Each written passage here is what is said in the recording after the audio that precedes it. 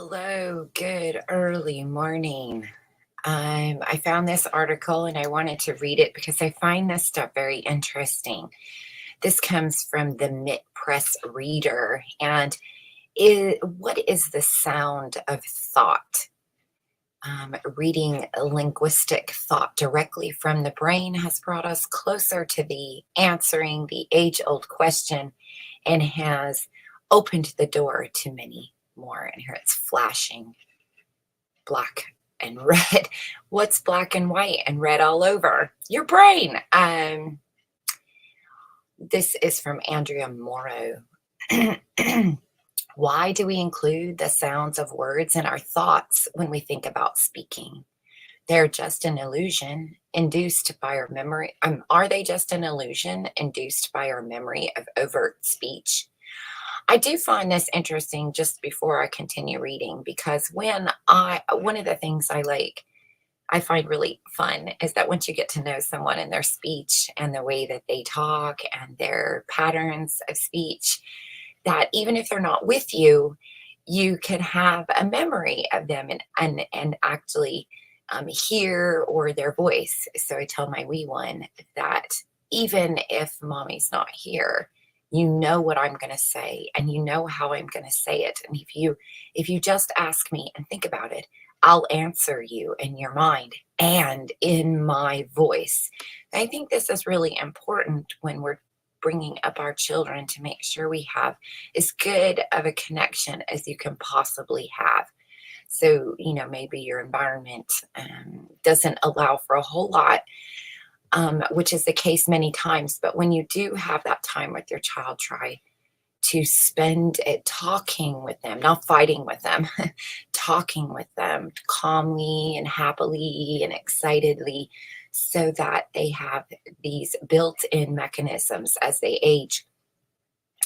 And also always enjoyed listening to, when I was a kid, I enjoyed listening to authors read their books, which oftentimes they did at bookstores and libraries and come to schools and read their books. And then I would go home and I would read the book and I would have their voice in my head as I was reading. And I always enjoyed doing that. So let me keep on with this article here because I hope you'll find it as interesting as I did. These questions have long pointed to a mystery, one relevant to our endeavor to identify impossible languages, that is, languages that cannot take root in the human brain. And this mystery is equally relevant from a methodological perspective, since to address it requires radically changing our approach to the relationship between language and the brain. It requires shifting from identifying by means of neuroimaging techniques where neurons are firing to identifying what neurons are firing when we engage in linguistic tasks. Consider this simple question. What is language made of? Sure, language consists of words and rules of combination, but from the point of view of physics, it exists in two different physical spaces, outside our brain and inside it. When it lives outside our brain, it consists of mechanical acoustic waves of compressed and rarefied molecules of air. That's sound. When it exists inside our brain, it consists of electric waves that are the channel of communication for neurons. Waves in either case, this is the concrete stuff of which language is physically made. There is one obvious connection between sound waves and the brain. Sound is what allows the contents of one's brain, as expressed in words, to enter another's brain. There are, of course, other ways for two brains to exchange linguistic information through the eyes, via sign language, or through tactile systems such as the Braille or Tadoma method, for example. Sound enters us through our ears, traveling across the tympanic membrane, the three tiniest bones in our body, known as the ossicles, and the chordae organ in the cochlear, a snail-shaped organ that plays a crucial role in this process. This complex system translates the acoustic signal's mechanical vibrations into electric impulses in a very sophisticated way, decomposing the complex sound waves into the basic frequencies that characterize them. And the different frequencies are then mapped onto dedicated slots in the primary auditory cortex, at which point the sound waves are replaced by electrical waves. At least since pioneering work of Nobel Prize winning electrophysicist Lord Edgar Adrian, we have known that no physical signal is ever completely lost when it reaches the brain. What we've more recently discovered is surprising. Apparently, electric waves preserve the shape of their corresponding sound waves in non-acoustic areas of the brain, such as the Broca's area, the part of the brain responsible for speech production. These findings shed important light on the relationship between sound waves and electric waves in the brain, but almost all of them rely on one aspect of neuropsychological process related to language, namely sound emission decoding. Yet we know that language can also be present in the absence of sound when we read, as what we are most probably experiencing at this moment, or when we use words while thinking in technical terms, when we engage in endoplastic activity. This simple fact immediately raises the following crucial question. What happens to the electric waves in our brain when we generate a linguistic expression without emitting any sound? In 2014, my colleagues and I set out to search for the answers. We compared the shape of the electric waves characterizing the activity in the Broca's area with the shape of the sound waves, not just when speakers were hearing sound, but also when they were reading linguistic expressions in absolute silence. That is, when the input was not acoustic at all. Analyzing inner speech is not a novel idea in neuropsychology, as we know from sources ranging from the Soviet psychologist Lev Vygotsky. I'm not sure how to say that.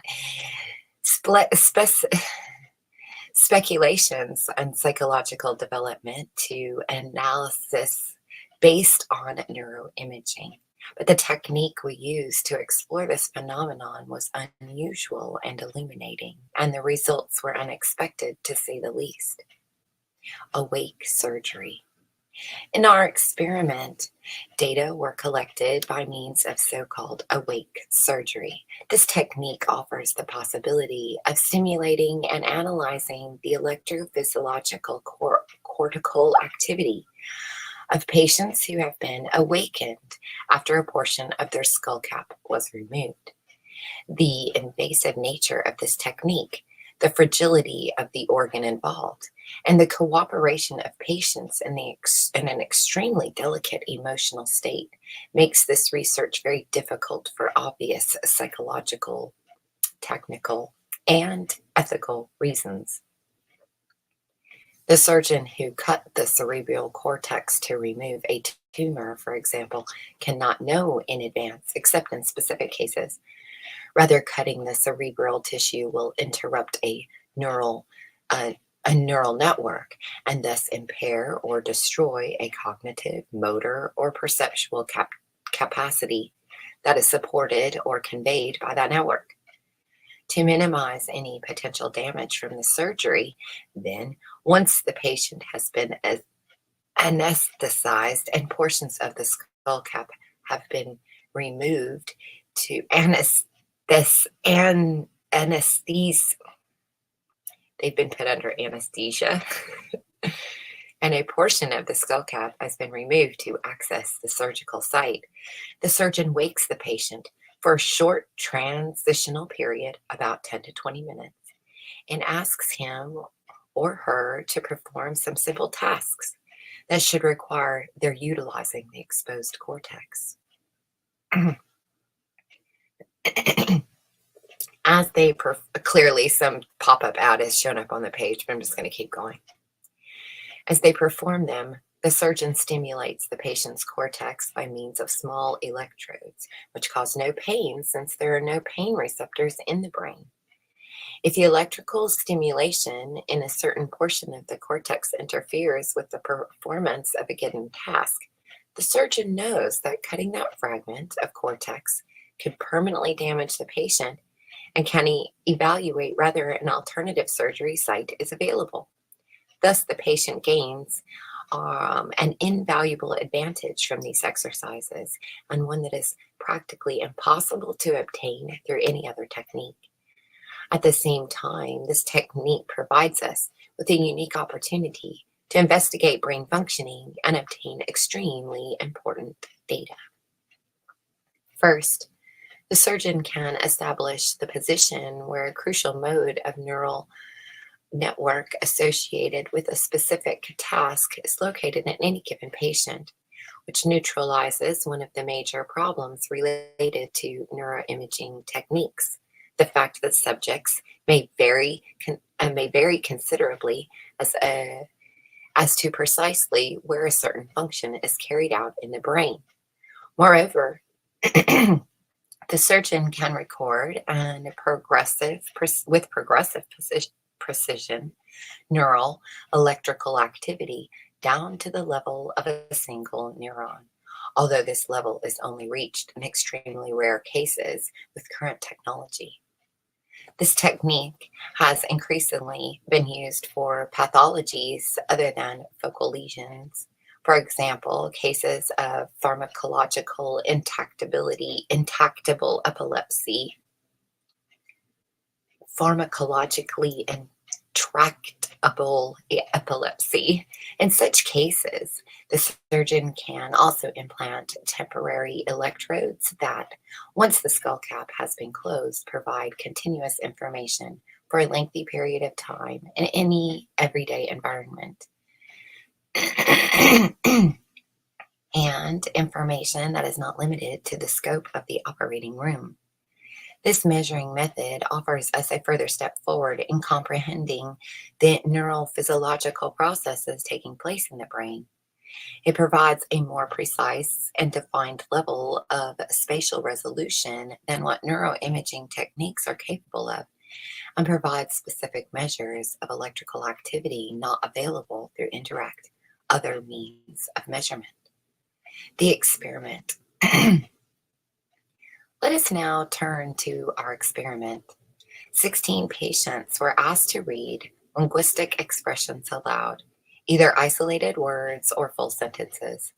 We then compared the shape of the acoustic waves with the shape of the electrical waves in the Broca's area and observed a correlation, which was not unexpected.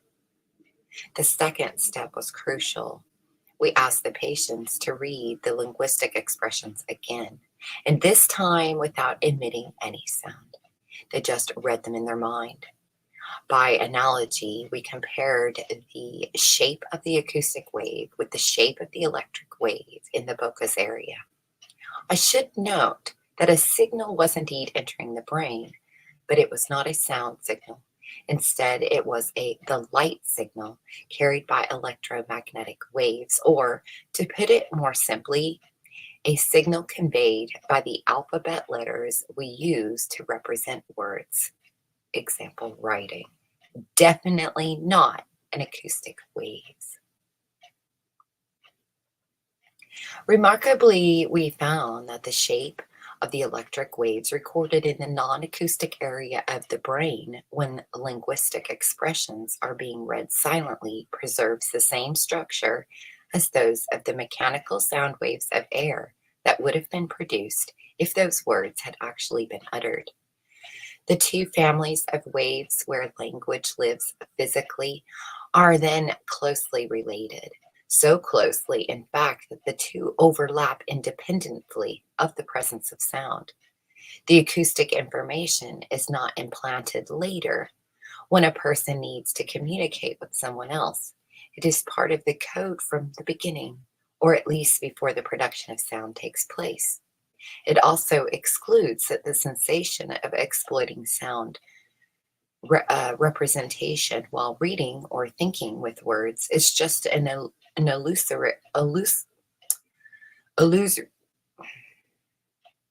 illusory, is that right? Illusory, maybe that's it. Artifact based on the remembrance of the overt speech. The discovery that these two independent families of waves of which language is physically made strictly correlate with each other, even in non acoustic areas, and whether or not the linguistic structures are actually uttered, all remain within the mind of the individual. Sorry. Indicates that sound plays a much more central role in language processing than was previously thought. It is as if this unexpected correlation provided us with a missing piece of, quote, Rosetta Stone, in which two known codes, the sound waves and the electrical waves generated by sound, could be exploited to decipher a third one, the electric code generated in the absence of sound, which in turn could hopefully lead to the discovery of, quote, fingerprints of human language. Among the questions this discovery raises, what kind of electrical activity is elaborated in the language network, one that includes the Broca's area by persons who have never been able to hear any sound from birth? Can we exploit electrocortical information to access the linguistic thinking of aphasic patients whose articulatory apparatus alone has been damaged and hear them speak again, albeit through an artificial device? And that makes me think of, what's that scientist's name in the wheelchair? He always had that. I'm wondering. I always thought that was odd that he had a robotic voice when he's like supposed to be the smartest man on the planet. Don't you think that they would have been using him to show off all of their technologies, including these voice to text to voice to all these things, and give him a really cool voice? It makes me wonder if that guy even knew what was going on. Can we get a better understanding of language used in dreams or in patients who are in minimally conscious states? Can we consider severe stuttering as a form of miscoordination between different sound representations and different networks and hope to intervene and cure it? Can these discoveries lead to unethical use of devices to excerpt linguistic thought from people who do not want to communicate? Can we read their minds, is what that says. Jesus. The very fact, even if the worst that guy is, so let's just say, I can't even think of his name, for crying out loud. Somebody will know, put it in the comments. But um, if that's the most advanced we have, again, it goes along with what are we shown.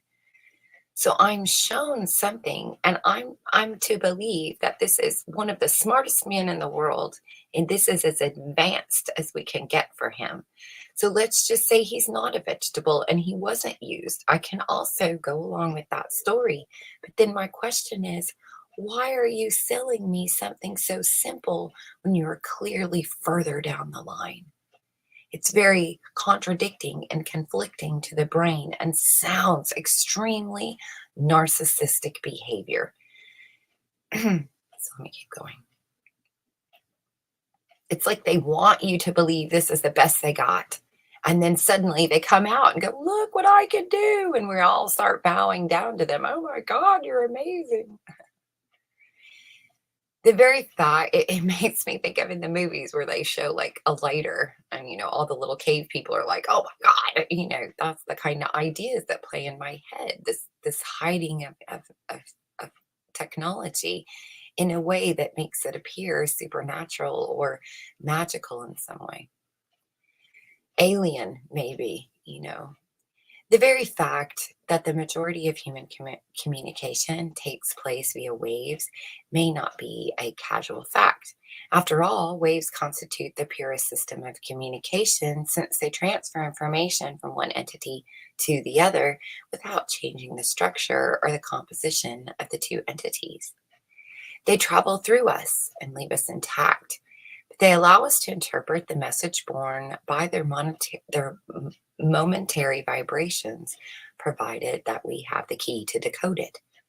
It is not all, it is at, it is not at all accidental that the term information is derived from the Latin root forma, shape.